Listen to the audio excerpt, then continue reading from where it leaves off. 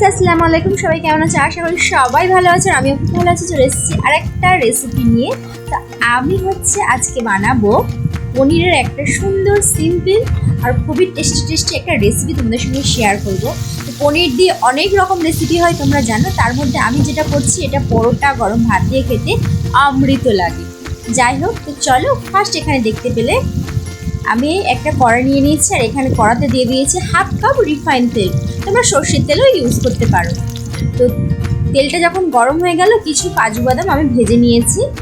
তো কাজু বাদামটা ভেজে তুলে নেওয়ার পরে ওই একই তেলে আমি কিউব কিউব করে কেটে রাখা পনিরগুলো আমি ভেজে নিলাম। 1 থেকে 2 মিনিট মতো ভাজলেই হয়ে যাবে। আর বলে রাখি, পনিরটা কাটার ভিডিওটা তোমাদের আর শেয়ার করিনি। যাই হোক, ভেজে তুলে নেওয়ার পরে ওই তেলেতেই আবার ছোট চামচের 1 চামচ মতো ফোড়ন হিসাবে আমি দিয়ে দিয়েছি পানমৌরি, একটা শুকনো লঙ্কা আর তেজপাতা একটা চিড়ে দিয়ে দিয়েছি। তারপরে আমি দিয়ে দিলাম 2টো মিডিয়াম সাইজের পেঁয়াজ, যেটা কুচি কুচি করে আমি কেটে নিয়েছি। তো পেঁয়াজটা হালকা লাল লাল হয়ে যাওয়ার পরে তাতে আমি আবার অর্ধেক কেটে রাখা টমেটো দিয়ে দিয়েছি 1 চামচ মতো আদা রসুন একসঙ্গে বাটা, হলুদ গুঁড়ো 1 চামচ, লঙ্কার গুঁড়ো পরিমাণ মতো আমি এখানে 2 চামচ দিয়েছি। আর দেবো ধনে গুঁড়ো আর 1 চামচ জিরে মরিচের গুঁড়ো। এগুলো দিয়ে ভালোভাবে তেলের ওপরে মশলাগুলো কষে নিচ্ছি, দেখো। আর ধনে গুঁড়ো আমি 1 চামচ দিয়েছি। আর কে কে পনির খেতে ভালোবাসো অবশ্যই তোমরা জানিও। আমি তো খুবই ভালোবাসি পনির খেতে। পনিরের কিমা বলো, তরকারি বলো, যাই দেবে, আমার পনির খুবই ভালোবাসে। তো যাই হোক, মশলাটা তেলের উপরে ভালোভাবে ভেজে নেওয়ার পরে দিয়ে দিয়েছি একদম অল্প করে জল। আর এই জলটা দিয়ে ঢাকনা চাপা দিয়ে 2 থেকে 3 মিনিট মতো মিডিয়াম টু লো আঁচে রান্না করে নেব। তো দেখো, 2 থেকে 3 মিনিট পরে জলটা কেমন টেনে নিয়েছে।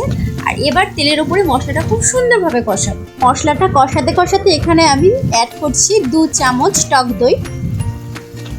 টক দইটা দিয়ে ভালোভাবে আমি নেড়ে চেড়ে নেব।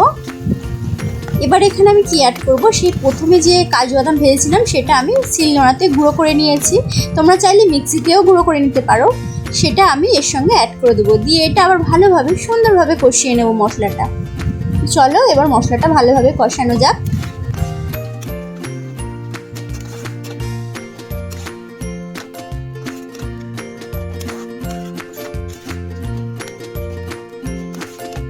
তো আমার মশলাটা কষানো হয়ে গেছে, তোমরা দেখতে পাচ্ছ মশলা থেকে তেল ছেড়ে দিয়েছে। এবার এখানে আমি অ্যাড করব বাড়িতে আমার তৈরি করা গরম মশলার গুঁড়ো 1 চামচ, যেটা দিয়ে আবার আমি নাড়াচাড়া করে নেব। নেওয়ার পরে এখানে আমি এবার জল অ্যাড করব। তো যে যেমন গ্রেভি খাবে, পনিরের তরকারি একটু গায়ে গায়ে হলে তবে খেতে বেশি ভালো লাগে, তাই এখানে আমি 2 কাপ মতো জল ব্যবহার করব।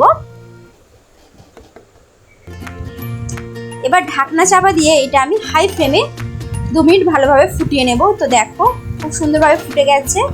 এবার ভেজে রাখা পনিরগুলো আমি এতে দিয়ে দেব।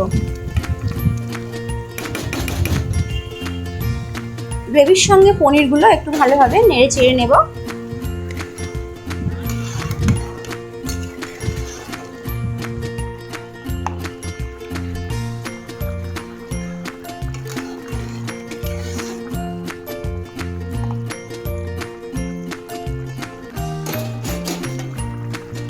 এবার আমি এখানে ওপর দিয়ে দেবো পরিমাণ মতো লবণ। তো লবণটা তোমরা মশলা কষানোর সময় দিতে পারো, আমি একদম লাস্টে দিচ্ছি, প্রায় রান্না শেষ হয়ে এসছে। লবণটা দিয়ে আবার একটু নাড়াচাড়া করে নিলাম। তারপরে এতে আবার দিয়ে দেব 2 থেকে 3টে কাঁচা লঙ্কা চিড়ে ওপর দিয়ে দেবো।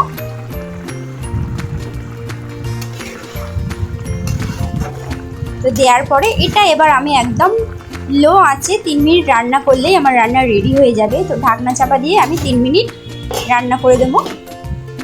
তো 3 মিনিট পরে দেখো, এবার আমি গ্যাসটা অফ করে দেব। আর গ্রেভিটা কত সুন্দর হয়ে গেছে দেখো। আর এটাই হচ্ছে ফাইনাল লুক। বিশ্বাস করো, রান্নাটা অতটাও কঠিন নয়, খুবই সুন্দর আর খুবই সিম্পল একটা রেসিপি, কিন্তু খেতে দুর্দান্ত হয়। যাদের রেসিপিটা ভালো লাগলো অবশ্যই তারা চ্যানেলটা সাবস্ক্রাইব করতে ভুলবে না। আশা করি সবার ভালো লাগবে। একটা কমেন্ট, একটা শেয়ার করে দিও। আর এটা হচ্ছে শাহী পনির রেসিপি।